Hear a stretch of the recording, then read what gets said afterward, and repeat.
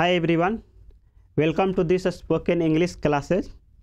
जैसा कि आप लोग जानते हैं, मेरा नाम इंजीनियर ओम कुमार प्रिय है और मैं आईआईटी जेईई और गेट जैसे एग्ज़ाम को क्वालिफाई कर चुका हूं और आजकल मैं एक अच्छे सॉफ्टवेयर कंपनी में काम कर रहा हूं। तो यह हमारा स्पोकन का तीसरा क्लास है जो बहुत बेसिक और आसान लेवल से पढ़ाया हूं और इसमें मेंशन के बारे में पढ़ेंगे कि कब प्लीज़ का प्रयोग करते हैं, कब काइंडली का प्रयोग करते हैं, थैंक्स कब बोलते हैं, वेलकम कब बोलते हैं, एक्सक्यूज मी कब बोलते हैं, सॉरी कब बोलते हैं, कंग्रेचुलेसन कब बोलते हैं, मेंशन नॉट कब बोलते हैं। तो ये जो डेली यूज होने वाला वर्ड है इसमें फोकस किया हूँ। तो चलिए स्टार्ट करते हैं। तो पहला है use of please and kindly, यानी काइंडली और प्लीज का यूज कब करते हैं। तो इसका जहाँ पे कृपया के, इसका हिंदी कृपया के जगह पे यूज होता है। जैसे हिंदी में कृपया के यूज करते हैं उसी तरह से इसमें प्लीज और काइंडली का उपयोग करेंगे। तो इसमें सब डिस्प्लेनेशन में हमने एक बार समझाता हूँ कि किसी से कुछ मांगते समय, यानी जब किसी को ज़रूरी हो, मुझे ज़रूरी हो और मैं मांगूं, तो उस वक्त प्लीज़ काइंडली का प्रयोग किया जाता है।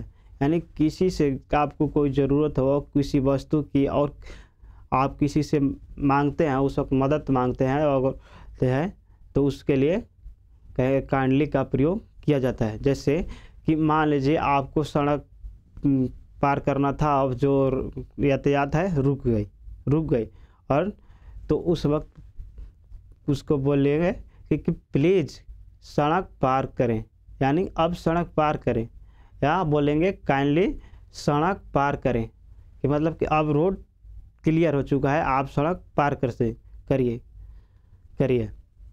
सेकेंड एग्जांपल है प्लीज़ मुझे एक पेन दें। यानी जब कोई क्लास में हो आप और आपकी पेन किसी में त्रुटि आ गई या आपने छोड़ दिए हो, तो अगर किसी से पेन मांगना हो तो उसको लिए बोलेंगे प्लीज़ मुझे एक पेन दीजिए, या फिर बोलेंगे काइंडली मुझे एक पेन दीजिए।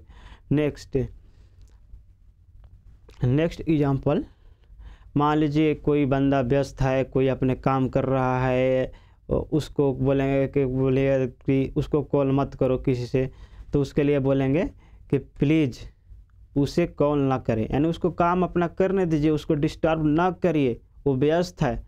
तो उसको बोलेंगे, उस समय बोलेंगे प्लीज़ उसे कॉल ना करिए, या फिर बोल सकते हैं काइंडली उसे कॉल ना करें। नेक्स्ट कि फोर्थ नंबर एग्जांपल देखते हैं कि कोई आपका पैसा लिया है, मान लीजिए कि आपका पैसा लिया है, आपको पैसे की ज़रूरत है, तो उसके लिए बोलेंगे प्लीज़ मेरे पैसों लौटा दीजिए, या बोल सकते हैं काइंडली मेरा पैसे लौटा दीजिए। तो नेक्स्ट एग्जांपल इसी तरह से देखते हैं कि आपको मतलब कभी किसी से ज़रूरत पड़े और आपको हेल्प चाहिए, तो हेल्प मांगते समय उसके बोलेंगे प्लीज़ मेरी मदद करें, काइंडली मेरी मदद करें। यानी किसी मुसीबत में आज आप फंस जाते हैं तो बोलते हैं कि कृपया मेरे को हेल्प करिए, प्लीज़ हेल्प मी, या आप बोल सकते हैं काइंडली हेल्प मी। तो आशा करता हूँ प्लीज़ और काइंडली समझ में आया होगा। नेक्स्ट देखते हैं example, use of thanks and thank you, यानी थैंक्स और थैंक यू का प्रयोग कब किया जाता है। यदि आपको कोई हेल्प करता है, मान लीजिए आपने किसी से हेल्प मांगा और हेल्प कर दिया, या फिर आपके बातों को महत्व देता है, मतलब आप अपना बात तो जिगरी रखना चाहे और वो आपको बात को मानने लगा, तो उसे थैंक्स या थैंक यू बोलना चाहिए। एग्जाम्पल के लिए मान लीजिए आप जा रहे हैं, यातायात पर भीड़ है और वहाँ पे आपकी बाइक है और थोड़ा बोलेंगे कि भैया थोड़ा जगह दे दीजिए पार होने के लिए, और वो जगह दे दिया और आप चले गए, तो जाते वक्त, वहाँ से निकलते वक्त जैसी जगह दिया तो उसको बोल सकते हैं थैंक यू। तो मान लीजिए कोई आपको पेन देता है और पेन दिया, मदद कर दिया, और उसको आप पेन लौटाते हैं, तो पेन लौटाते वक्त बोलेंगे थैंक यू, क्योंकि उसने आपके बात को माना। या फिर आपकी किसी जा रहे हैं कहीं, आपकी बाइक ख़राब हो गई, किसी से आप मदद मांगे कि कृपया मेरा भैया प्लीज़ मेरे बाइक को थोड़ा ठीक कर दिया, उसने बंदा आपकी बाइक को ठीक कर दिया। जब उस जाने लगे ठीक करके तो उसके बोलिए थैंक यू। मान लीजिए आपने कोई काम कर रहे हैं और आपकी काम कठिन लग रहा है, कोई आ करके आपकी मदद कर दी और आपका काम हो गया, कोई काम हो, जैसे ही हो गया वो जाने लगे तो उसको बोलिए थैंक्स। नेक्स्ट एग्जाम्पल देखते हैं कि use of, 1 minute, use of welcome और मेंशन नॉट, यानी वेलकम और मेंशन नॉट का प्रयोग कब किया जाता है। तो इसका, यदि आपको कोई थैंक्स या थैंक यू बोले तो आपको वेलकम बोलना चाहिए। यानी कोई आपको बंदा थैंक्स कहा, किसी सिचुएशन के अनुसार उसने आपको थैंक्स बोल दिया, तो उसके आप रिप्लाई देंगे वेलकम। उसको हमें या आपको वेलकम या मेंशन नॉट बोला जाता है। जैसे मान लीजिए, जैसे आपने किसी ने पेन दिया तो उसको ने मेरे को थैंक यू बोला, तो थैंक यू अगर उसने बोला तो हम बोलेंगे मेंशन नॉट, कोई बात नहीं भाई, वेलकम। या कोई किसी सिचुएशन में जब थैंक यू बोलता है तो उसको वेलकम या मेंशन नॉट से रिप्लाई देना चाहिए। नेक्स्ट चलते हैं, यूज ऑफ आफ्टर यू, यानी आफ्टर यू का यूज कब किया जाता है।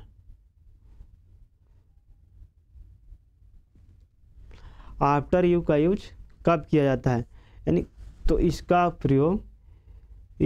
प्रयोग किसी को रिस्पेक्ट देने के लिए किया जाता है कि पहले आप शुरू करें उसके बाद मैं।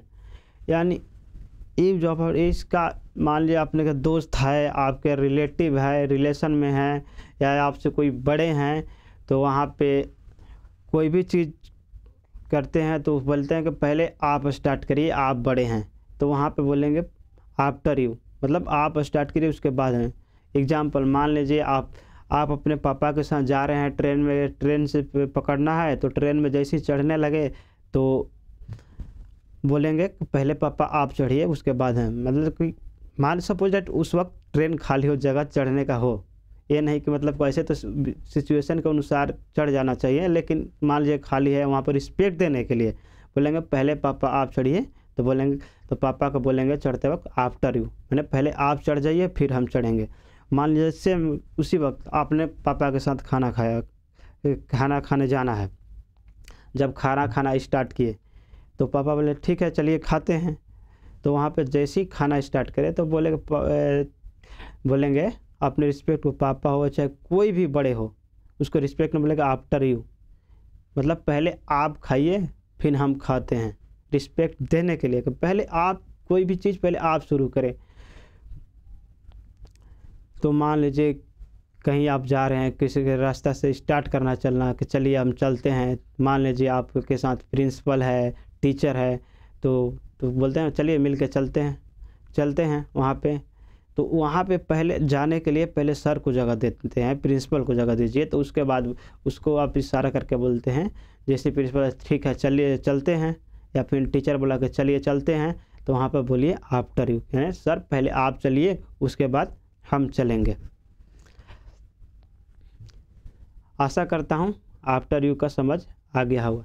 नेक्स्ट एग्जाम्पल है यूज ऑफ एक्सक्यूज मी। यानी एक्सक्यूज मी का प्रयोग कब किया जाता है? तो इसमें यदि किसी की काम और बातों को रोक करके आप अपना बात रखना चाहते हो तो एक्सक्यूज मी से स्टार्ट करें। यानी कोई अपने बंदा काम में व्यस्त है या फिर अपने बातों में दूसरे से बात करने में व्यस्त है, तो उसको अपने बात रखने के लिए, वहाँ पे अपने तरफ अट्रैक्ट करने के लिए उसको एक्सक्यूज मी से स्टार्ट करके कोई भी वर्ड बोला जाता है। जैसे मान लीजिए दो दोस्त बात कर रहे हैं और हमें पूछना है कि कुछ पूछना है, तो वहाँ पे बोलेंगे एक्सक्यूज मी भैया, हमको ये बात बता दीजिएगा। मान लीजिए वहाँ पे कोई खड़ा है, अपने काम में व्यस्त है रास्ते पर, और आपको रास्ता पूछना है। जैसे कि मान लीजिए आपने कहीं दिल्ली जा रहे हैं, आपको रास्ता पता नहीं है, तो वहाँ पे कोई बंदा खड़ा है और अपने काम में व्यस्त है, या फिर उसको अपने तरफ अट्रैक्ट करने के लिए, रिस्पेक्ट देने के लिए उसको बोलेंगे एक्सक्यूज मी भैया, आप मेरे को दिल्ली जाने वाली रास्ता बता देंगे। या फिर आपने मान लीजिए टीचर ने पूरे क्लास को पढ़ा दिया, आपको समझ में नहीं आया, आपको चाहते हैं कि फिर से एक बार रिपीट करें सर, तो वहाँ पे बोलेंगे कि एक्सक्यूज मी सर, क्या आप एक बार फिर से रिपीट कर सकते हैं। और मान लीजिए आपको कोई प्रॉब्लम समझ में नहीं आया, कोई भी क्वेश्चन समझ में नहीं आया, और आपके दोस्त है या कोई भी है जो समझा दिया, फिर भी आपको समझ में नहीं आया, उसको दोबारा समझने के लिए तो बोलेंगे एक्सक्यूज मी, क्या आप फिर से एक बार समझा सकते हैं।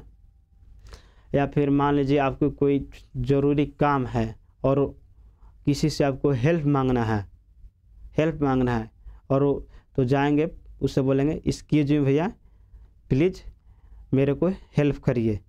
इस तरह से एक्सक्यूज मी का यूज किया जाता है।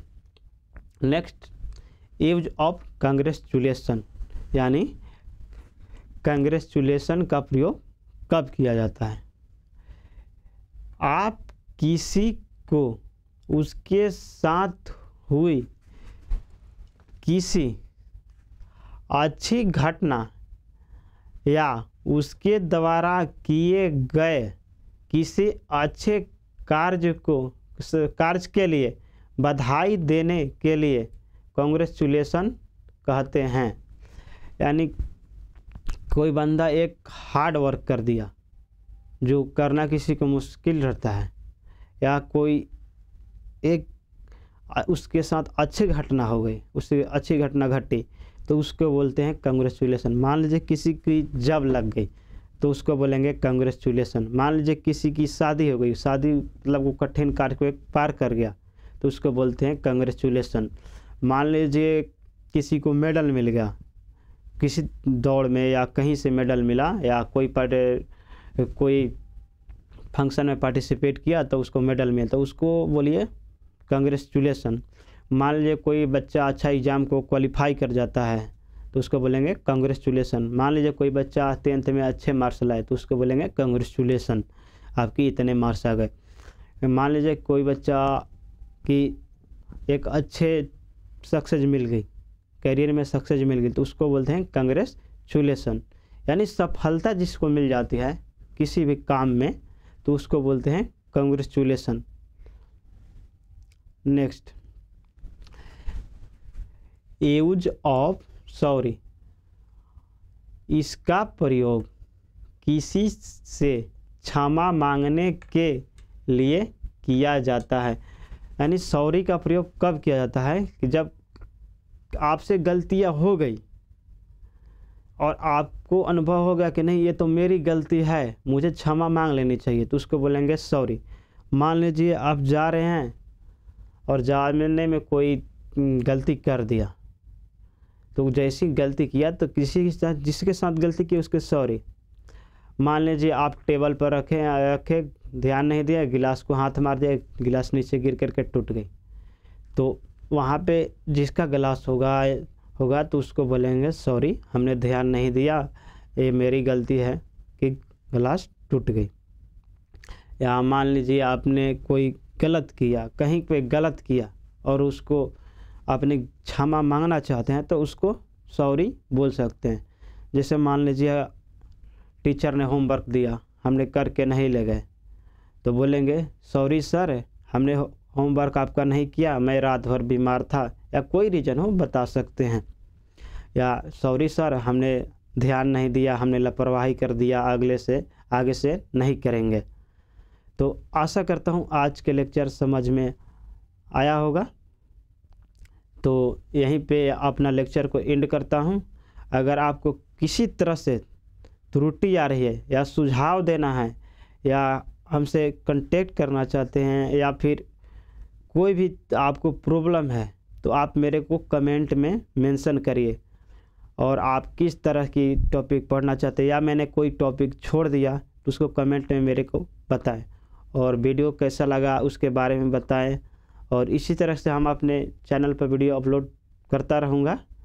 तो आज इस लेक्चर को यहीं समाप्त करते हैं। That's all.